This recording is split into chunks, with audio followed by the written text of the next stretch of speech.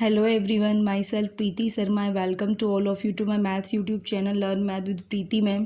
Today we will start class 10th math. Class 10th math का जो chapter 1 है वो है रियल नंबर. रियल नंबर क्या होता है? रियल नंबर कॉम्बिनेशन होते हैं आपके रैशनल एंड इरेशनल नंबर के. तो first we will know about rational numbers. Rational number क्या होते हैं? Any number which we can write in the form of p by q where q is not equal to zero and p and q are integers. कोई भी number जो p by q की form में हो, जहाँ पे denominator zero ना हो और न्यूमिनेटर और डिनोमिनेटर दोनों ही क्या हो, आपकी इंटीजर्स वैल्यू, तो वो आपके रैशनल नंबर होते हैं. इसको हम q से डिनोट करते हैं.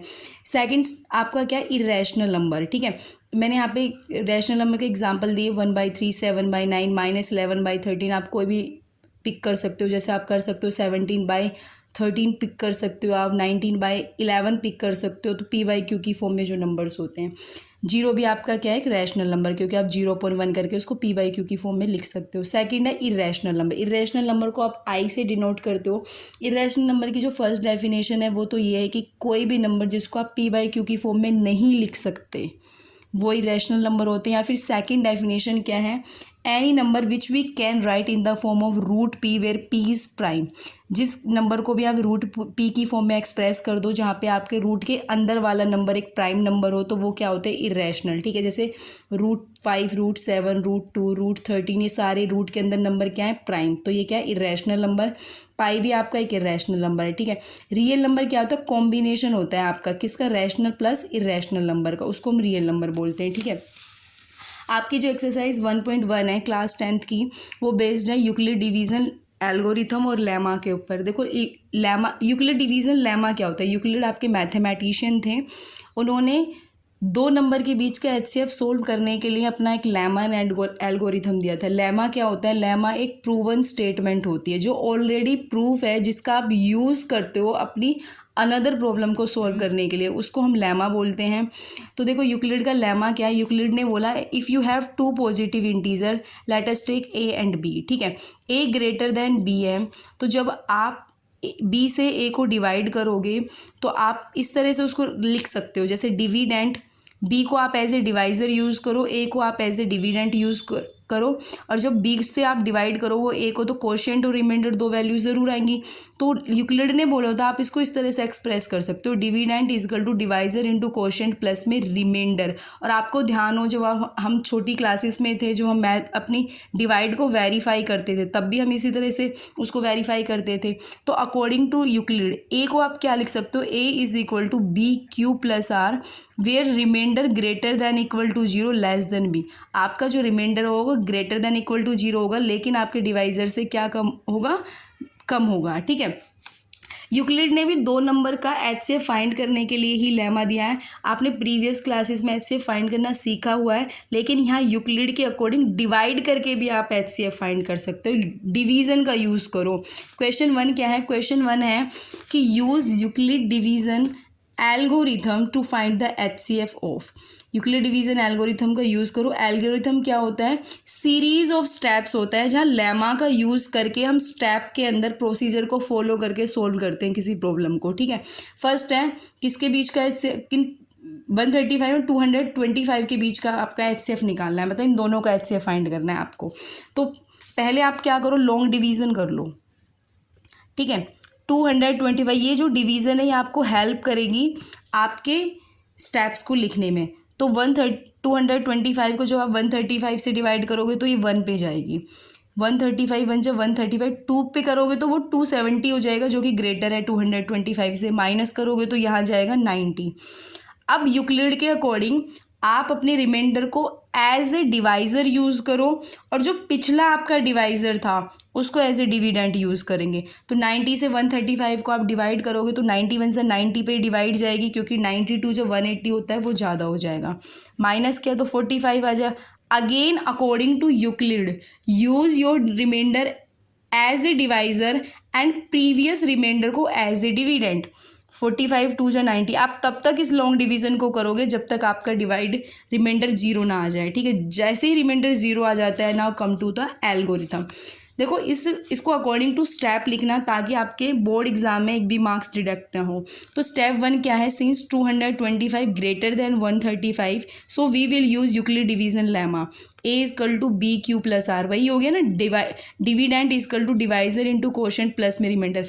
आपका देखो यहाँ पे रिमाइंडर जीरो नहीं है, अगर रिमाइंडर जीरो नहीं है तो आप स्टेप 2 की तरफ चलोगे।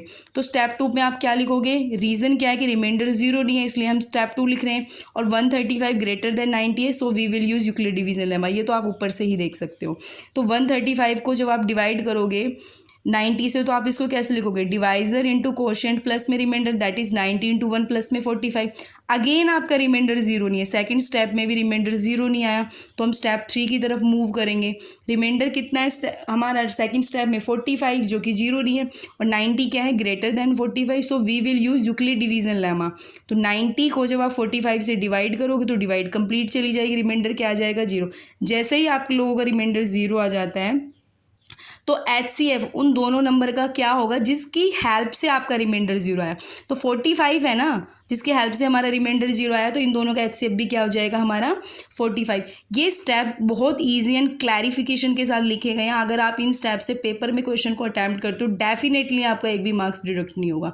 Now come to the second point. Second क्या है, 196 एंड 3822, क्योंकि क्वेश्चन 1 के 3 आपके वो है ना पार्ट।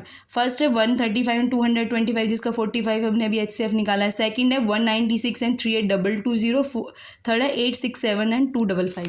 तो यहाँ पे हम सेकंड वाला करेंगे 3822 इसमें भी आप सबसे पहले क्या करोगे, लॉन्ग डिवीजन करोगे। 3822 को 196 से आप डिवाइड करोगे तो 1 पे जाएगी, फर्स्ट 3 नंबर्स लोगे 196, माइनस करोगे तो 186 आएगा। ठीक है, अब ये छोटा है तो आप ऊपर से 2, अभी ये एज ए रिमाइंडर नहीं है क्योंकि अभी आपकी 2 डिजिट बची हुई हैं, तो आपने ऊपर से 2 वैल्यू को नीचे नोट डाउन किया। 196 का जब आप देखोगे तो 9 पे जाएगा, 9 पे करोगे तो 1764 आएगा, माइनस करोगे तो 98 आएगा। अगेन ये एज ए रिमाइंडर आप यूज़ नहीं कर सकते क्योंकि आपकी जीरो है जो ऊपर वैल्यू बची हुई है, यहाँ पे जीरो लोगे। 196 5 980, तो ये तो पूरी डिवाइड करिए, सिंपल रिमाइंडर 196 की हेल्प से ही रिमाइंडर जीरो आया, तो यही HCF बनेगा। स्टेप मैंने यहाँ लिखा हुआ है, स्टेप में 1 में ही एक ही स्टेप में कंप्लीट हो गए। तो 3822 greater than 96 so we will use Euclid division lemma के अकॉर्डिंग 3822 को हम लिख सकते हैं 196 इंटू 195 प्लस में zero. Now remainder is zero, तो HCF 3822 196 का हमारा 196 ही आ जाएगा। ठीक है, now come to the third point में आपको 867 एंड 255 के बिट का HCF फाइंड करना है। यहाँ भी आप यूक्लिड के अकॉर्डिंग पहले लॉन्ग डिवीजन करोगे, जो बड़ा है वो अंदर जाएगा और बाहर आपका छोटा वाला नंबर आ जाएगा। डिवाइड करोगे तो ये डिवाइड 3 पे जाएगी, 765 आएगा, माइनस करोगे तो 102 आएगा। तो now you can use your remainder as a divisor, और ऊपर से आप जो प्रीवियस जो आपका डिवाइज़र है उसको एज ए डिविडेंट यूज़ करोगे। 102 से जब 255 को डिवाइड करोगे तो 2 पे आपकी डिवाइड जाएगी, यहाँ जाएगा 204 माइनस किया तो 51। अगेन आपका रिमाइंडर ज़ीरो नहीं आया तो आप इसको एज ए डिवाइज़र यूज़ करो और प्रीवियस जो डिवाइज़र है उसको एज ए डिविडेंट यूज़ करो। 51 2 102, तो आपका रिमाइंडर जीरो आ गया। जिसकी हेल्प से आपका रिमाइंडर जीरो आ गया वही आपका क्या हो जाएगा, HCF। तो अब इसी डिवाइड को स्टेप्स में लिखना है यूक्लिड डिवीज़न एल्गोरिथम के फॉर्म में। ठीक है, स्टेप 1 क्या है, जैसे क्वेश्चन फर्स्ट पार्ट में किया, सिमिलरली ऐसे ही किया, एक को कर लोगे तो आप सारे पार्ट इजीली लिख सकते हो। स्टेप 1 है since 867 greater than 255 so we will use Euclid division lemma का यूज़ किया, तो 867 को हमने लिख दिया 255 मल्टीप्लाई बाय 3 प्लस में रिमाइंडर दैट इज़ 102। स्टेप 2 की तरफ मूव करेंगे क्योंकि जो रिमाइंडर है 102 नॉट इक्वल टू 0 है एंड 255 ग्रेटर देन 102, तो so we will use Euclid division lemma. अब आप 255 को क्या लिख सकते हो, 102 मल्टीप्लाई बाय 2 प्लस में 51। अगेन आपका रिमाइंडर जीरो नहीं आया तो आप स्टेप 3 की तरफ मूव करोगे। स्टेप 3 में जब आप 102 को डिवाइड करोगे 51 से तो आपका रिमाइंडर जीरो आ जाएगा। आप लिखोगे now remainder is equal to zero, तो जो HCF है 867 एंड 255 को वो कितना आ जाएगा आपका 51 आ जाएगा। ठीक है, now come to the question 2। Question 2 क्या है, show that any positive odd integer is of the form 6q+1 और 6q+3 और 6q+5 where q is some integer. आपको शो करना है कि जो ऑड पॉजिटिव इंटीजर है उसको आप इस फॉर्म में लिख सकते हो। तो सबसे पहले आप अपना यूक्लिड डिवीजन लेमा लिखो, जो कि क्या है, a = bq+r where remainder greater than equal to 0 less than divisor that is b। आप यहाँ से देखो आपके पास b की वैल्यू क्या लिखी हुई है, 6 है ना, bq+r की फॉर्म में। तो अगर आप कंपेयर करो तो b कितना आ जाएगा आपका 6, तो a आपका क्या बन जाएगा 6q+r where r greater than equal to 0 less than 6। तो r की क्या क्या पॉसिबल वैल्यू हो सकती है, 0 हो सकती है, 1 2 3 4 अप टू 5 ले सकता है, क्योंकि ग्रेटर लेस देन 6 है लेकिन ग्रेटर देन इक्वल टू 0 है। जब आप इसमें एक a = 6q+r में r की जगह 0 रखोगे तो a की वैल्यू 6q आएगी, 1 पुट करोगे तो a की वैल्यू 6q+1, 2 रखोगे तो 6q+2, 3 वैल्यू पुट करोगे यहाँ पर तो a की वैल्यू आएगी 6q+3, r की वैल्यू 4 पुट करोगे तो a = 6q+4 and the last one r की वैल्यू जब आप 5 पुट करोगे तो a आएगी 6q+1। आपको पता है 6 क्या है, 2 × 3 की फॉर्म में, तो मल्टीपल ऑफ 2 है, यानी ये अब ऑलवेज इवन रहेगा, ठीक है, क्योंकि मल्टीपल ऑफ 2 है तो ये ऑलवेज इवन रहेगा। अगर ये तो इवन है तो आप इसको पिक नहीं कर सकते, क्योंकि आपको बोला है ऑड पॉजिटिव इंटीजर, और पॉजिटिव बोला तो ये तो इवन है, ये भी पिक नहीं कर सकते आप, ठीक है। यहाँ पे देखो ये तो 6q तो ऑलरेडी इवन है, और 2 अगर उसमें ऐड करोगे, इवन में इवन ऐड करोगे तो वो भी इवन आ जाएगा, आप ये भी नहीं ले सकते। 6q+4 अगेन इवन है, नहीं ले सकते। तो आपके पास ऑड पॉजिटिव इंटीजर क्या है, 6q+1 6q+3 और 6q+5। तो ये आपके पास 3 ऑड पॉजिटिव इंटीजर आ गए, इसको इस फॉर्म में लिख सकते हो, ठीक है। Bye bye guys, see you in the next video.